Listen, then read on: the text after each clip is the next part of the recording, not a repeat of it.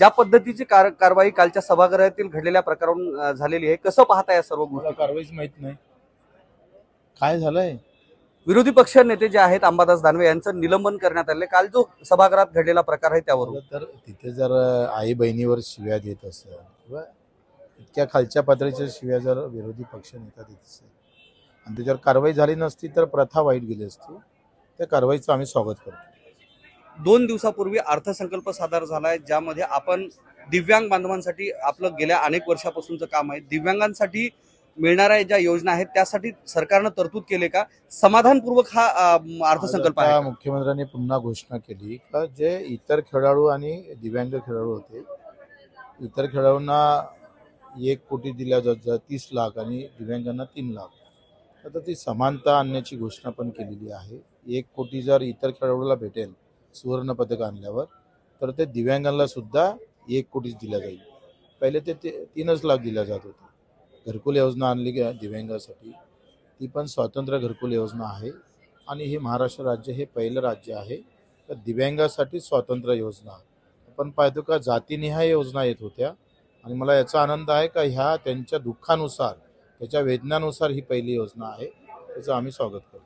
प्रत्येक महापालिकेमध्ये दिव्यांगासाठी एक निधी येत असतो जो खर्च होणं अपेक्षित आहे.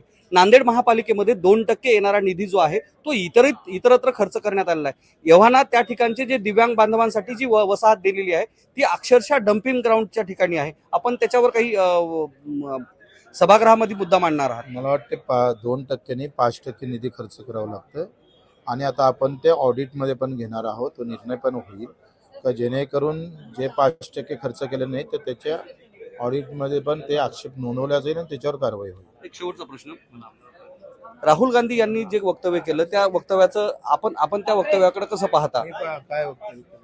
हिंदू विरोधी वक्तव्य केल्याचं राहुल गांधींनी बोललं जातं एका विशिष्ट समाजाला खुश करण्यासाठी. कुठल्याही नेत्यांनी ते भाजपचे असू दे का काँग्रेसचे धर्मावर बोलणं टाळलं पाहिजे.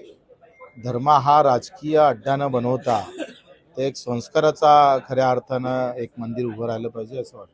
महाविकास आघाडीकडून असं बोललं जाते की सरकार हे रडीचा डाव करून निलंबन केलं गेलंय असं बोललं जातं. असं कसं शिव्या घालणार तुम्ही इतक्या खालच्या भाषेत? याच्यात काय डाव आहे?